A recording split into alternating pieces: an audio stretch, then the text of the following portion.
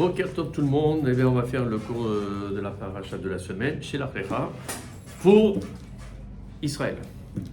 Puisque là ça va être Béalotra en roule. Voilà. Ben, ça va être bientôt repris, hein, parce que là cette fois-ci, d'après ce que j'ai compris, ça va être Balak, aux 4 Balak qui vont être en même temps. Là-bas on roule et nous on va faire Roukat et après on va faire Balak. Voilà, donc ça va être bientôt récupéré. Voilà. Alors, Nagit et Tashiur, le Hainu Dishman Natan, Avram Pitoussim et Oseverina. Donc, paracha de la semaine chez l'Achlecha. Alors là, on commence les plaintes. Donc là, ça commence avec que des problèmes. C'est des voilà. C'est pas pour rien que toutes ces parachutes tombent dans ce Sefer Bamidbar. Hachem, il a fait en sorte que toutes les plaintes se fassent dans le désert, entre nous, personne ne nous voit, pour pas que les goyim ils puissent dire, tu vois, c'est ça, tu vois, tu as choisi ce peuple, regarde, il n'arrête pas de se plaindre de toi, il t'a sauvé, il t'a fait des prodiges, des trucs, des niflaot, et des trucs de folie, et il va se plaindre. Donc ça s'est fait dans le Bamidbar, dans le désert, pour que ce soit entre nous, cette histoire. Alors il y a quand même des questions qu'on se pose. Hein, on voit que Alors en plus de ça, autre chose, il faut savoir que la paracha de la semaine, c'est pas moi qui le dis évidemment, c'est les rabbanim, influence la semaine. C'est connu. Donc c'est une semaine où on va se plaindre. Voilà, c'est normal. N'est-ce pas, Salomon ? Le bureau des plaintes, il en a du monde en ce moment. Et ça va continuer. Parce que il n'y a pas que chez l'Achlecha, ça continue après avec Korach la semaine prochaine. Donc voilà, et ça nous influence. Voilà, comme ça. Bon, il faut travailler pour essayer de moins se plaindre et avoir un peu plus d'émouna en fait. Oui, je disais donc, quand on arrive à cette paracha, on est toujours interpellé, on se pose la question, toujours la même question, comment c'est possible ? Qu'est-ce qui s'est passé ? Pourquoi ce manque d'émouna ? Comment, à ce niveau-là, avec tout ce qu'ils ont vu, avec le Matan Torah qu'ils ont eu, toutes les révélations divines qu'ils ont eues, les miracles de la sortie d'Égypte, comment ils arrivent à ce niveau-là ? Et en plus de ça, les 12 qui vont partir, effectivement, visiter le pays d'Israël, c'est pas n'importe qui, c'est des chefs de tribu, là aussi. Qu'est-ce qui se passe ? Pourquoi ils n'ont pas la émouna ? Et pourquoi il y en a 2 que non ? Ça va, eux, ils sont revenus positifs. Yoshua ben Nun et Caleb ben Yefune. Un de la tribu de Yehuda, c'est Yoshua ben Nun. Et Caleb ben Yefune, non. Yoshua ben Nun, c'est Yosef. Ephraïm, Yosef. Et c'est Caleb ben Yefune de la tribu de Yehuda. Donc voilà. Mashiach ben Yosef, Mashiach ben David. Voilà, les 2 qui sont restés. Qu'est-ce qui fait ? Quelle est la différence avec les autres ? Ils n'avaient pas l'aïmouna, les autres ? Bien sûr qu'ils avaient l'aïmouna, bien sûr qu'ils savaient, ils ont tout vu, les miracles avec Moshe, qu'Hachem il est directement avec eux. Ils sont en plein avec la nuée qui vient, qui repart, qui machin. Alors qu'est-ce qui fait que la petite différence ? C'est Yirat Shamayim.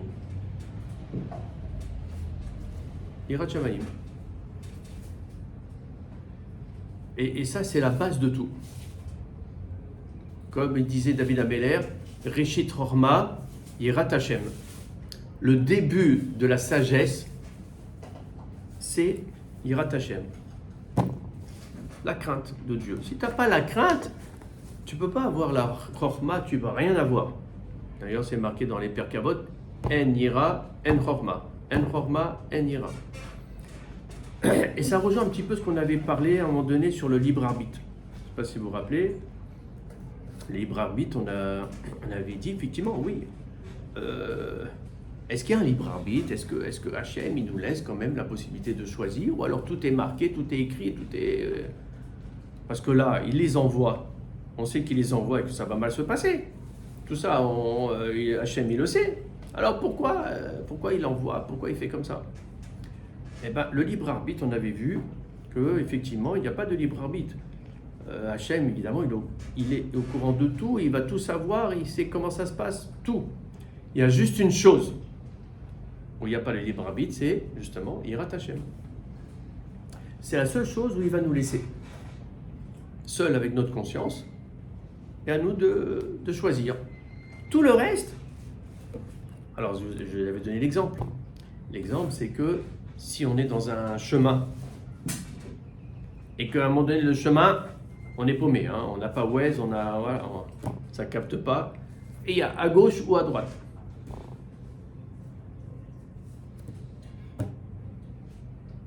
Là, c'est le libre arbitre. Là, c'est pas Yirat Hachem. C'est le libre arbitre. Donc là, tu vas avoir le libre arbitre, ou à gauche ou à droite. En fonction de ça, tu vas essayer de trouver la bonne solution. Mais en revanche, quand tu as une mitzvah qui s'offre à toi, mais toi, tu as envie d'aller te reposer, tu ne veux pas te lever le matin, et le machin, ou tu as quelqu'un qui a besoin d'aide et tu ne regardes pas, ou ceci et cela. Là, en revanche, celui-là qui a Yirat Shamayim, il va faire la mitzvah. Il ne va pas penser à ses envies, à ses besoins personnels. Il va faire la mitzvah. Celui qui n'a pas Yirat Shamayim, là, en revanche, il va se laisser aller, il ne va pas faire la mitzvah qui est en face de lui. Donc voilà, c'est ça la différence. Voilà, c'est ça. Le libre arbitre, c'est que c'est ou à gauche ou à droite. Toi, tu vas choisir ou à gauche ou à droite. C'est une chance sur deux. Mais en fait, Hachem, il sait très bien qu'est-ce que tu vas choisir. Tu n'as pas le libre arbitre, là. En revanche, quand tu as confronté à une mitzvah, Hachem, il va te laisser le libre arbitre. Allez, à toi de voir, il va te mettre à l'épreuve, est-ce que tu as les Yirat Shamayim. Donc la différence entre les deux, Caleb ben Yefune, Yoshua ben Nun, et les 10 autres, c'est qu'ils avaient la Yirat Shamayim. Et le fait d'avoir la Yirat Shamayim, automatiquement, tu vois les choses différemment. Tu vas toujours voir le bien plutôt que le mal. Comme on disait, le début de la sagesse, c'est Yirat Hashem. Donc tu vas voir, comme on dit, un Chacham. Chacham, les initiales, c'est Chet, Chaf, Mem. Chetzi Kosmayim. Un Chacham, il va toujours voir le verre à moitié plein. Il va toujours voir le bon côté des choses. C'est ça, Yirat Shamayim, en fait, c'est Akol Letova. Donc, c'est ce qu'ils ont fait quand ils ont effectivement visité le pays. Il y a Caleb ben Yefune et Yoshua ben Nun, eux, comme ils avaient Yirat Shamayim, ils ont vu le bien. Toujours que le bien. En revanche, les autres, eh ben, ils n'avaient pas cette Yirat Shamayim, ils avaient peut-être une Emouna, etc., mais ce n'était pas comme il fallait. Donc, du coup, la Chorma, elle n'était pas au bon niveau. Et eux, ils voyaient que le mal. Ils ont vu les géants, ils ont vu que la force qu'avaient les habitants. Ils se sont dit, mais comment on va faire? Comment on va faire, nous, pour les combattre? Quoi, ils ont oublié qu'il y a Hachem qui va les aider? De quoi? Ils ont peur. Tout ça, cette Chorma, elle est partie. Pourquoi? Parce qu'ils n'avaient pas Yirat Shamayim. Alors maintenant, le Harizal, j'ai vu quelque chose de très intéressant. Il nous enseigne une chose vraiment incroyable. Il nous dit que le but du juif dans ce Olam Hazé, le but que notre mission à nous, notre mission c'est quoi? C'est de réparer les dommages causés par la faute originelle d'Adam Arishon en récupérant les forces de sainteté au milieu des clipotes. C'est-à-dire quoi ça? Ça veut dire que Adam Arishon, au début, à la base, c'était un homme complet, avec une force et une puissance extraordinaire, et qui était en kécher total avec Hachem. Donc il n'y avait aucun mauvais chez lui, aucune clipa. On appelle une clipa, c'est une sorte de mauvaise chose, un voile qui nous entoure, qui fait que on est un petit peu, on capte moins la shrina, la sainteté d'Hachem. Et donc du coup, voilà. Nous à la base, l'homme à la base, il était parfait au niveau de sainteté, il n'avait rien de mauvais, rien. Sauf que voilà, Adam Arishon, il a fait cette faute, et à partir de la faute, automatiquement, il a connu le mauvais et le bien, et tout a changé, et du coup, il s'est imprégné du Yetzer Hara, qu'il n'avait pas avant. Et donc, à partir de là, hop, il a eu des clipotes. Et notre travail à nous, c'est de nous nettoyer de nos clipotes. Alors, c'est quoi? Ça veut dire quoi? On va voir. D'abord, ça commence par, pour un homme, la circoncision. La circoncision, le prépuce, il est impur. Et c'est pour ça que le 8e jour, on doit enlever ce prépuce pour justement déjà nous enlever cette clipa qu'il y a d'impureté par rapport à la faute d'Adam Arishon. Déjà, première étape. Ensuite, c'est aussi la nutrition, nous dit le Harizal. La nutrition, c'est quoi en fait la nutrition? La nutrition, tu prends des aliments que tu as besoin pour ton gouffre, pour survivre, etc. Ça te donne de l'énergie. Voilà, c'est pas pour rien qu'on se nourrit, c'est pour pouvoir vivre. Mais au final, comment ça se passe le processus de la nutrition? C'est que tu vas récupérer le bon et tu vas éjecter le mauvais. Et bien c'est exactement ça. En fait, la nutrition, c'est un processus qui permet effectivement de prendre le bon et d'enlever tout ce qu'on appelle les clipotes. Là aussi, c'est la même chose. Et après, il y a plein d'exemples. Il nous donne l'exemple, par exemple, de Bathsheba et Uri le Hitti. Pourquoi il nous donne cet exemple-là? On sait que Bathsheba, c'est elle qui va donner naissance à Shlomo Améler. Bathsheba. C'est lui qui va donner naissance à Shlomo, en allant avec David. Or, on sait très bien qu'il y a un problème. Le problème, c'est qu'elle était mariée avec Uri le Hitti. Maintenant, et voilà. Alors, David Améler. Et la Providence, il a voulu que David Améler, il fallait qu'il s'unisse avec Bathsheba pour qu'il y ait Shlomo Améler. Mais pourquoi passer par ce processus-là? Pourquoi alors elle n'était pas pure? Et tout de suite, et voilà, David Améler, il pouvait... Non, il a fallu qu'elle soit mariée. Que David Améler, il y a eu un problème à cause de ça. On sait qu'il y a eu que Hachem, il n'était pas content de... On parle, est-ce qu'il y a une faute ou pas une faute? Il y a une marloquette dessus. Voilà, quand il a été la première fois avec elle, est-ce qu'elle était encore mariée ou pas mariée? Pourquoi Hachem, il a passé par ça? Pourquoi? Qu'est-ce qui s'est passé? En fait, ce qu'il nous dit le Harizal, toujours ce même processus-là, Bathsheba, il fallait qu'elle soit d'une pureté absolue pour s'unir avec David Améler et être la maman du Mashiach. Notamment du roi Shlomo Améler, qui, on sait qu'il avait une aura extraordinaire. Mais pour cela, il fallait qu'elle ait une pureté extraordinaire. Et pour avoir cette pureté, il fallait qu'elle passe par Uri le Hitti, qui est par définition l'essence de la Klippa. Il avait des mauvais côtés, etc., Uri le Hitti. Et ben, le processus c'était quoi? C'est qu'en étant avec Uri le Hitti, Bathsheba, Uri le Hitti faisait comme un aimant. Il a récupéré toutes les impuretés qui restaient de Bathsheba, qui fait que c'est purifié. Voilà ce qu'il nous dit le Harizal. Vous avez compris le processus?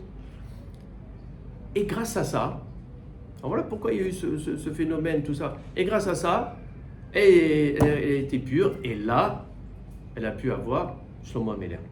Sinon, on n'aurait jamais eu Shlomo Améler avec toute la sagesse qu'il a eue. Pour avoir la naissance de Shlomo Améler, il fallait avoir quelque chose de pur avant. C'est par ce processus-là, une sorte d'aimant. Vous avez compris le système? Et ça continue avec Abraham, qui a eu Ishmaël. Pourquoi aussi, là aussi, pourquoi cette histoire-là? Pourquoi attendre que Abraham, comment elle s'appelle, Sarah, elle donne Agar à Abraham? On se dit, mais c'est fou, quoi. Attends, Abraham, c'est le père de la nation, c'est lui qui nous montre le bon exemple. Sarah, elle est extraordinaire au niveau de la pureté, etc. Mais pourquoi il a fallu passer par, d'abord, donner Agar, qu'il est Ishmaël, et après, seulement Hachem, il ouvre la matrice de Sarah pour qu'elle ait un enfant? Vous ne pouvez pas faire ça, franchement. C'est ça, me poser la question. Hein. Le Harizal, il nous dit, regarde, pourquoi il y a eu ce processus? C'est qu'il y a quelque chose. Ben, le processus, oui. Le problème, c'est que il y a toujours cette pureté qu'il faut avoir de génération en génération. Le problème, c'est que il n'était pas pur, Abraham. Il avait l'impureté de son père, Terah, qui était le Baal Avodazara, le maître de l'idolâtre, de l'idolâtrie. Donc il n'était pas pur, il avait une impureté. Et cette impureté, il fallait l'enlever.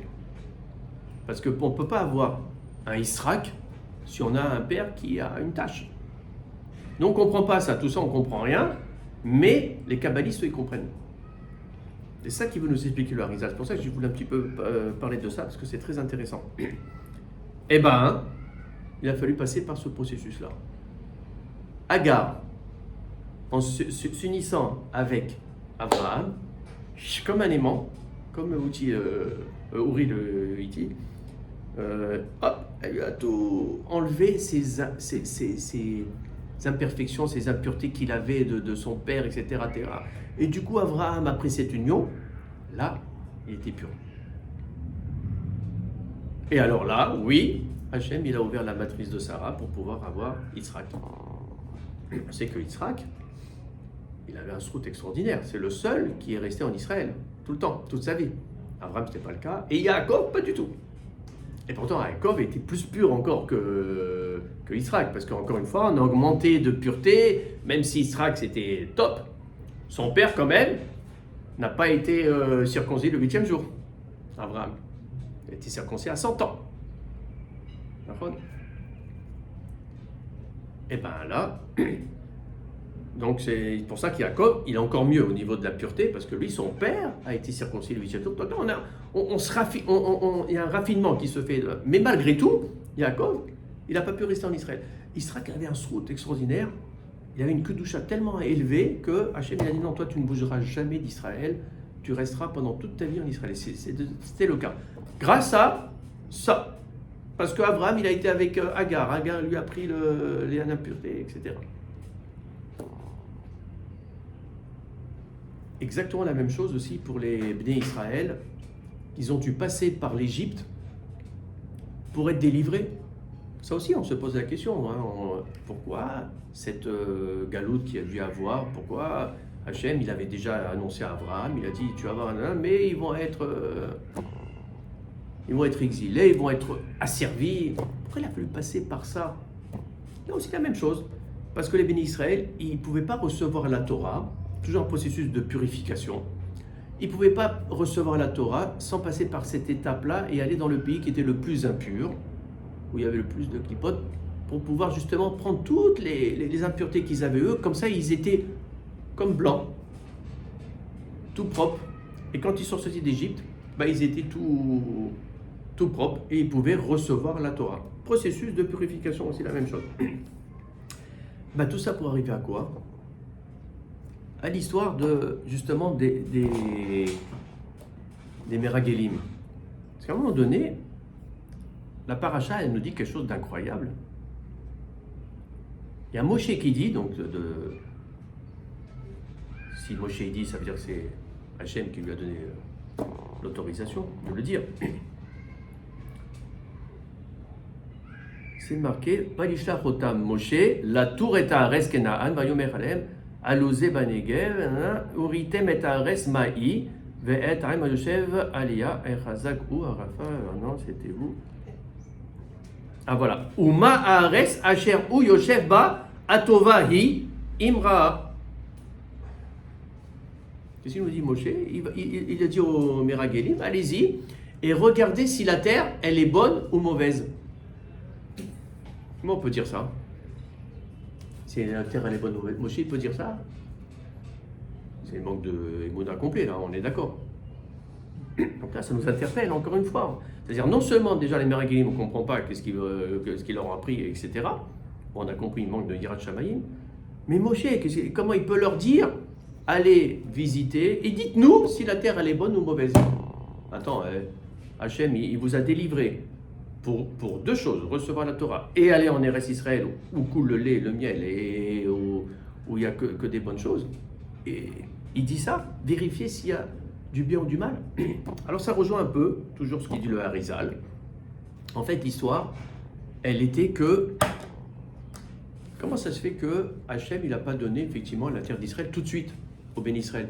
Qui c'est qui habitait dans la terre d'Israël? Eretz Kenaan, c'est marqué d'ailleurs, c'est jamais marqué d'ailleurs Eretz Israël, hein, d'ailleurs. Eretz Kenaan, les habitants d'Israël à l'époque d'Abraham. D'ailleurs, Abraham, quand il est arrivé en Eretz, c'était Eretz Kenaan. C'était les habitants, c'est les Cananéens. Or, c'est qui Kenaan? C'est le descendant de qui? Hein? C'est le descendant de Ham, qui a été maudit. Par Noah. Par Noé. Noah, il a maudit Ham, un de ses fils, parce qu'il a fait quelque chose de mauvais. Il a dit, tu vas être maudit. Et Kenaan est un descendant, on le sait, Eliezer par exemple, c'est un Cananéen aussi, évêque cananéen. Et il a été maudit. Alors, comment ça se fait que ce peuple-là, il était dans la terre sainte? Ouais, c'est la terre que Hachem il a choisie, que Yaakov il a compris qu'il y avait quelque chose, qu'Adam Arishon, à l'époque. Enfin, bon.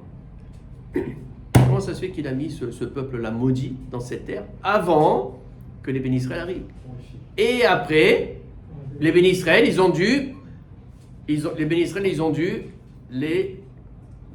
virer. Ben, toujours le même processus. En fait, quand il y a eu la faute d'Adam Arishon, qu'est-ce qu'il y a eu à ce moment-là, dans Sefer Bereshit? Qu'est-ce qu'il a dit à Hachem? Non seulement toi tu vas être puni, etc., mais en plus de ça, la terre sera maudite. Eh bien, sachez que même Eretz Israël a été atteint par cette malédiction. Alors qu'on sait qu'Eretz Israël, c'est à part. Si vous voyez Maseret Tani, je suis en train d'étudier avec les jeunes là, ils nous disent que même la pluie, c'est pas la même pluie en Eretz Israël que la pluie en Choul. La rosée, c'est pas la même. C'est directement Hachem qui arrose là. Alors qu'en Choul, non. C'est un spécialiste ou je sais pas quoi, un truc, mais c'est pas Hachem. Tout c'est Hachem ici. La rosée, c'est Hachem. On est en live. La malédiction, elle a atteint aussi Eretz Israël. Alors, il fallait un processus de, encore une fois, purification. Pour que, quand ils arrivaient en Terre Sainte, au moins, ils pouvaient effectivement combattre tous les peuplades qu'il y avait là-bas pour pouvoir récupérer cette terre qui a été sainte. Alors, le processus a été le même, à savoir que Canaan, qui a été maudit, a, comme un aimant, aspiré toutes les impuretés qu'il y avait dans la terre d'Israël, suite à la faute de Adam Rishon, pour pouvoir la purifier. Et une fois que le processus a été fait, il pouvait rentrer. Alors voilà, le RSN nous dit, voilà, on comprend maintenant la phrase de Moshe Rabbeinu. Allez voir, il dit aux Meragelim, aux explorateurs, allez voir si la terre, elle est bonne ou mauvaise. Ça veut dire quoi? Il nous dit le Harizal. Allez voir si elle a été purifiée entièrement ou pas. Et en fait, il n'y a que seulement Caleb, Ben Yifune et Yoshua bin Nun qui ont pu voir ça. Les autres, ils n'ont rien vu parce qu'ils n'avaient pas assez de Yirat Shamayim, comme on l'a dit. Donc, ils ont vu tout le superficiel. En revanche, Caleb, Ben Yifune et Yoshua bin Nun, quand ils sont arrivés, ils ont dit la terre, elle est bonne. Ça veut dire eux, ils ont compris qu'elle a été purifiée. Ils ont compris. Ils ont vu le message. Donc, j'ai vu, c'est vraiment très intéressant ce petit. Je n'avais pas vu ce petit ridouche par le Harizal sur donc les Meragelim.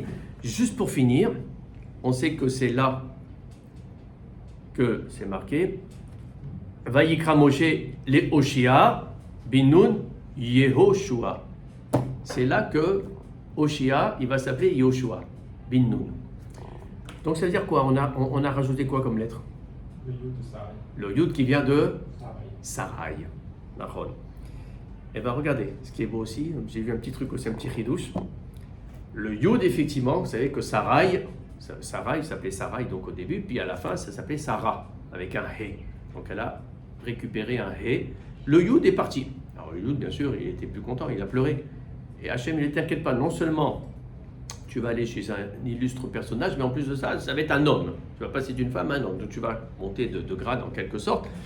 Et en plus de ça, autre chose, tu étais à la fin du nom, tu vas arriver maintenant au début du nom.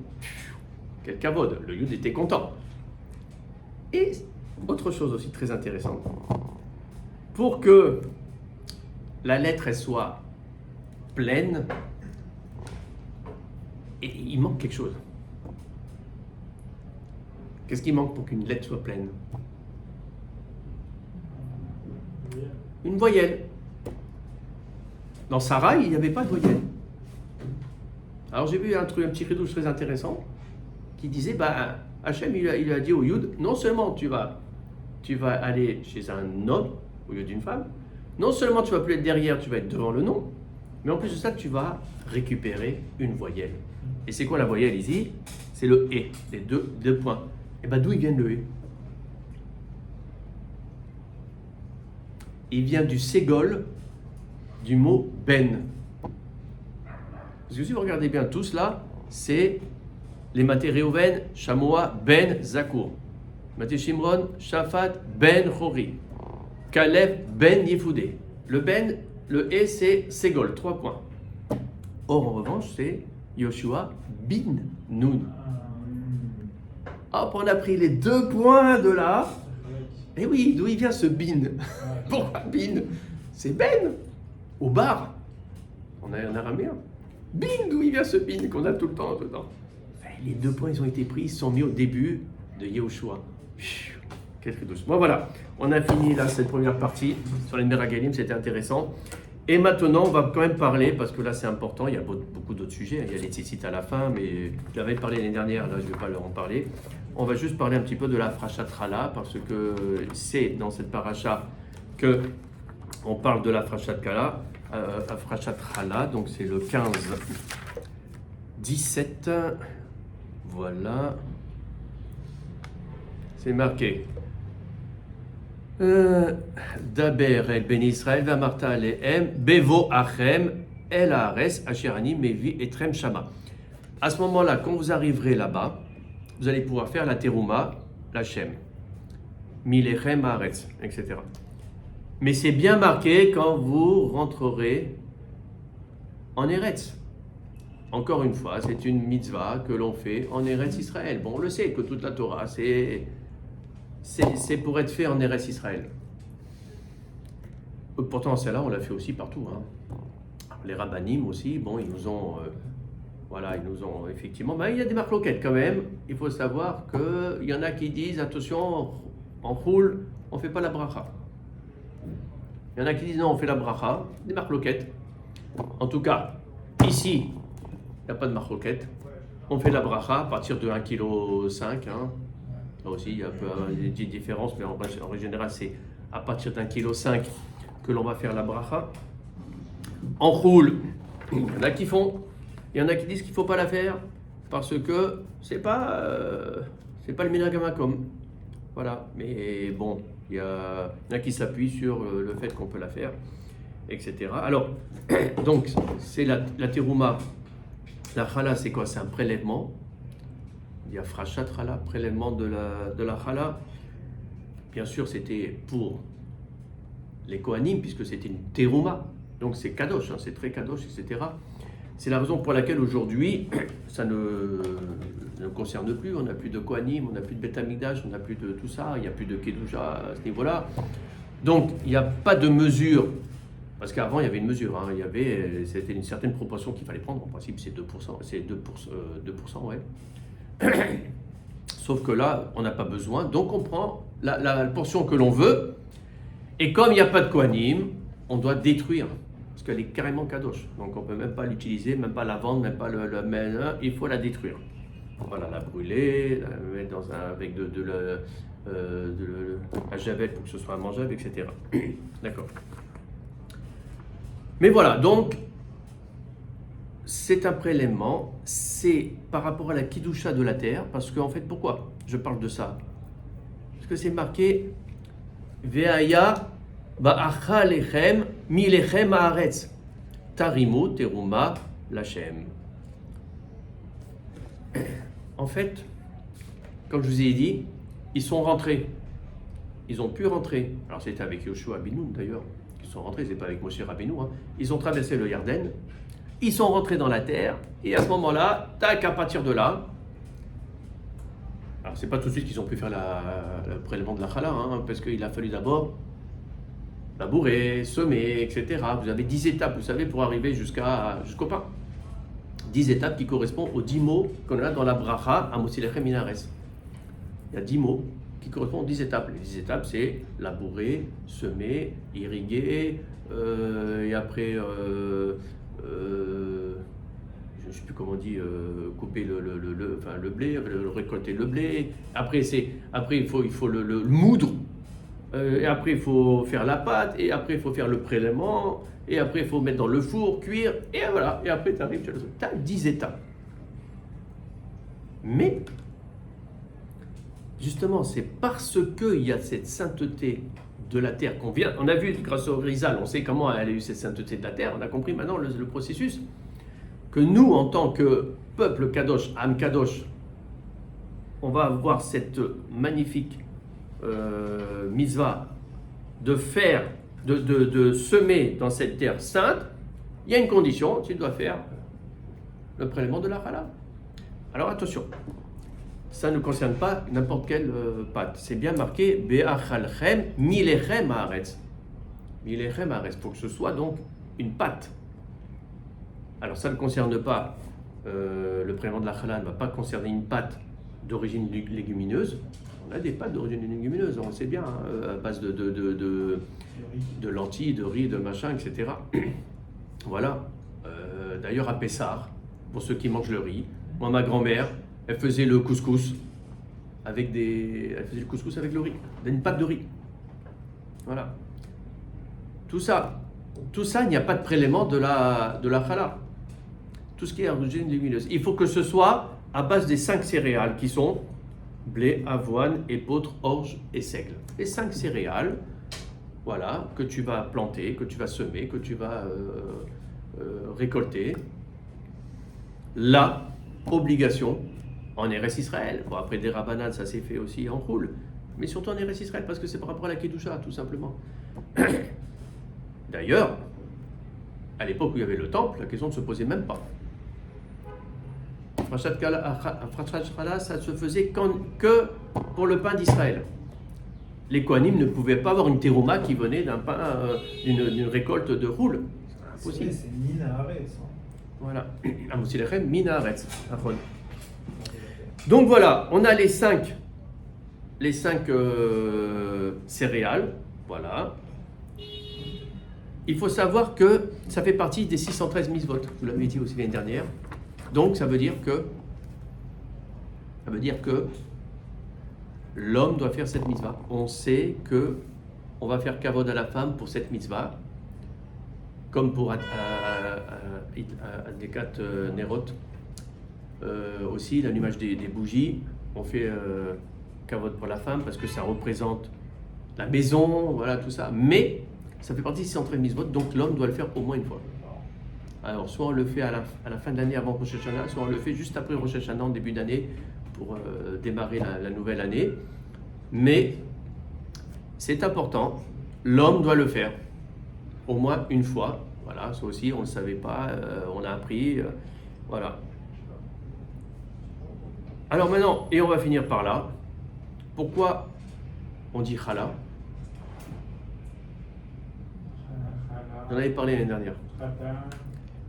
Pourquoi on dit chala?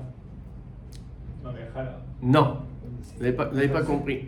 Pourquoi le pain de Shabbat, ça s'appelle chala, chalot? Vous savez, les pains tressés, etc. Pourquoi on les appelle les chalot? Alors que, non, on sait que chala, ça veut dire le prélèvement, ça veut dire la terouma. Afrachat chala, prélèvement de la chala. La partie chala, en fait, elle est non consommable. C'est que pour les Kohanim. Alors, d'où vient ce minag que le pain du Shabbat, que va faire la femme, ça s'appelle chala, chalot. C'est grâce au prélèvement, on va enlever l'impureté. Parce qu'à l'époque, il faisait le prélèvement de la chala que le vendredi. Et le pain, il le gardait une semaine, parce qu'à l'époque, on ne faisait pas tous les jours du pain. Hein. On faisait du pain, on mettait au four et on le gardait une semaine. Alors, comme le prélèvement se faisait le vendredi, et du coup, le pain qui sortait, c'était d'abord pour le Shabbat.